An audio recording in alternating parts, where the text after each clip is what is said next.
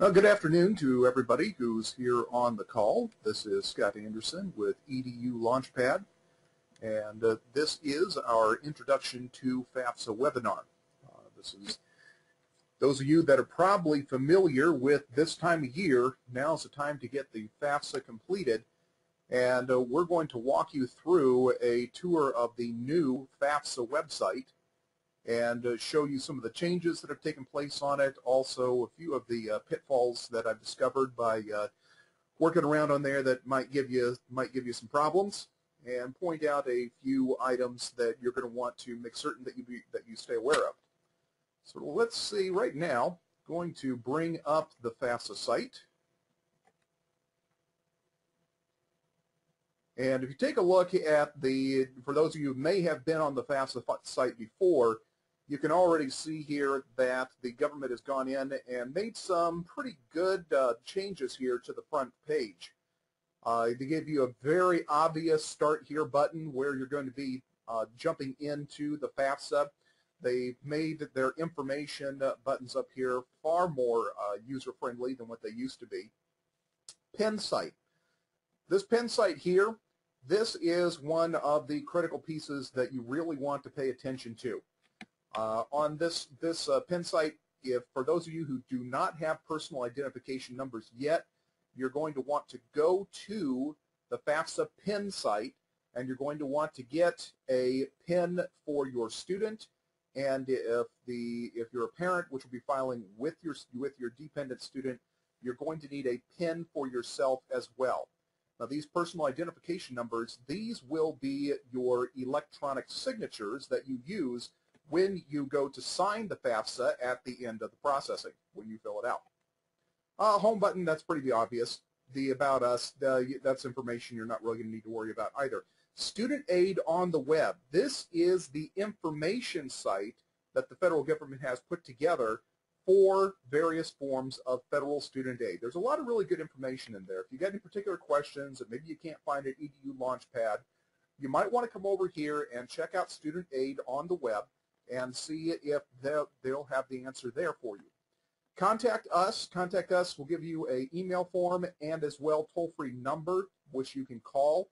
If you don't want to go hunting and pecking around on Student Aid the web to get your questions answered, you can check out calling FAFSA and talking to a real-life person. They actually do have real-life people there. And one thing I found is that they are very helpful, and typically are going to give you a straight answer at least the first time. I'm not going to guarantee you that if you call back 6 times that you're going to get at least 3 different answers. You know, it's just in many respects a lot like the IRS in that respect. Browse Help, this is another information site. The 2 information sites here, Student Aid on the web and Browse Help. I've never really been quite clear why FAFSA has the two sites set up in that fashion. Student Aid on the web, however, is a little bit more broad-based, covers a few more items as far as within financial aid in general, whereas the Browse Help typically is focused just on the FAFSA form. Deadlines. Go down here and I want to tell you a little bit about deadlines. When you click on the deadlines, it's going to describe to you the deadlines for the federal and state forms and their associated financial aid. Now, something that you need to be very clear about when you're talking about deadlines. The deadlines described here for the federal and the state monies, they don't mean anything. Do not pay attention to them. The deadlines that you must pay attention to are the financial aid priority deadlines, which are set by each individual college. Those are the deadlines that you want to pay attention to, not any deadline which is being produced by the federal government or the states. Those typically come much, much later than what the priority deadlines are for each school, and the school deadlines are what dictate how much money you're really going to have an opportunity to get a hold of. School code search. This can be a very helpful tool to find the various school codes for your the colleges that your student is interested in. If you are wondering what the school code is for University of Michigan and you cannot readily find that code on Michigan's website, you may be able to come in here, type in the information into the school code search, and be able to come up with the school code for University of Michigan quite easily. FAFSA filing options. Learn about other filing options that are available. FAFSA, and I'm going to click on this here and just show you this right quick. One of the things that FAFSA finally did this year, after I don't know how long ago that they should have done this, is they now have the paper form available to download on a PDF that you can print out and, should you so desire, complete the actual paper application rather than just coming in here and logging into the system to complete the online application. The paper application, if you're somebody that wants to actually sit down and make certain that you're putting pencil to paper and getting it straight, or in this case, black ballpoint pen, then go ahead and feel free to do that. But I just want to caution you. Typically, paper applications are going to take longer to process than the online applications. Typically, you're going to have more mistakes made with the paper applications. But by all means, I am so glad to see that FAFSA finally put the paper application online, something they should have done years ago. Announcements, I can't really say that there's going to be a whole heck of a lot of good information that will show up there in the announcements, and then just you can take a look at the other information that they've put here on the FAFSA website. So with that in mind, let's go ahead and jump into the FAFSA form, and you'll see that it's going to pop up here, student's first name, student's last name, student's social security number, student's date of birth. So what they're looking for here right up front is this is going to be the login information that you're going to be utilizing and is going to be the master key which will be associated with this FAFSA filing. So when you sit down and you fill this out, make sure that you're actually getting the right information into this form, because if you get this incorrect here, everything else is going to be incorrect throughout the rest of your filing, and you'll have to throw it out and start all over again. So let's put in the name of a student, and we're just going to make one up. Roger Smith.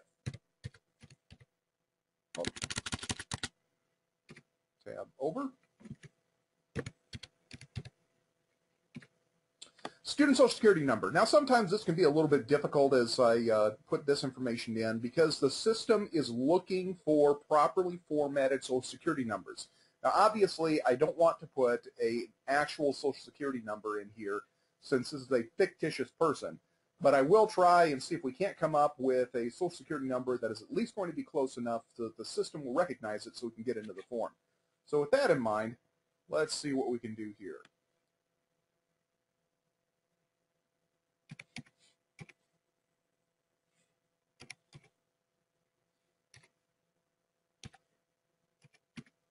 Let's see if the system will like that social security number. And this student will be born on January 1st, what would be appropriate, this is 2010, 1980, let's say, oh, it's actually 2011, so 83. We hit next. Ah, good. So it liked the social security number that we put together, so we can get in here and start working on this. Now you can see that it's just come up with a screen here to confirm the information that you have punched in on the login. Hit next again. And now we are into the section where we start working on starting the 2011 FAFSA. Down here also you'll notice that it reminds you that you need to go apply for a PIN. Again, if you haven't already done that, click there and it'll take you over to the PIN website where you can get those 2 pins, critical pins, taken care of. Make certain when you do that you write down or print out the PIN confirmation pages and put that away in a safe place so you don't forget about it. So we're going to start our 2011-2012 FAFSA. It's going to ask us to enter a password. So make up a password that you can easily remember, because that's going to allow you to get back in and make any changes on this form at a later date. Now, on the introduction page, it's just going to ask you a few questions here if there's anything else that you're looking for information about the FAFSA, there's nothing here as far as that we want to pay attention to. Also, you notice over here on the right-hand side, it's telling you that right now you are in the section where it's asking about the student. So we hit Next again, and it gets directly into the information for the student. Now here it's going to ask as far as for middle initial, we're going to say Roger's middle initial, Roger Smith's middle initial is A. Then we have the fictitious social security number, date of Roger's birth. Roger obviously is a guy. Permanent mailing address. He lives at 100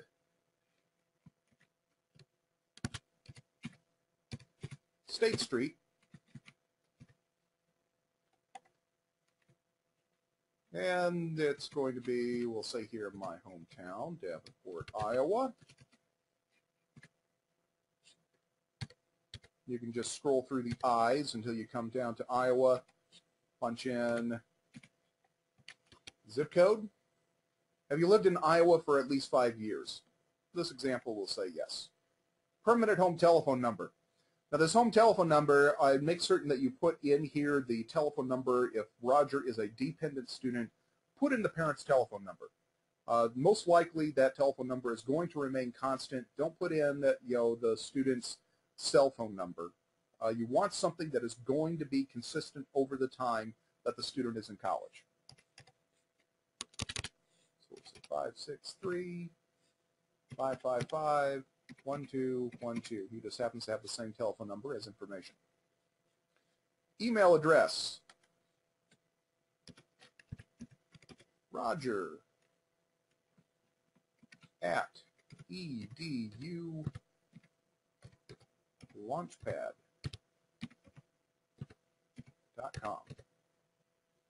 And of course it's going to ask to enter the email address again. I'm just going to copy that. Obviously you don't want to copy it in when you're doing this real time because you want to make certain that your system has a chance to double check those for right formatting. Marital status, Roger is single.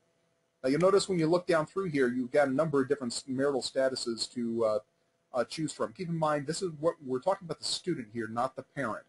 So most dependent students are always going to show up as single. If you entered married or remarried, then one thing that will happen, I'll show you here a little bit later, is it's going to enter that information directly into the dependency equation, and you would automatically be considered an independent student. You have a driver's license information you want to provide. Right now it is defaulted to no. If you click on yes, it will bring up the fields here to enter in driver's license information and the state the driver's license is from. This is not really critical information, so for our purposes we're just going to skip that. Something else you may have noticed is over here, as you're working your way through the FAFSA fields, it has these helps and hints that pop up which tell you about the field that you are on and that you're entering information into. This is a big improvement over the previous years. Hit next.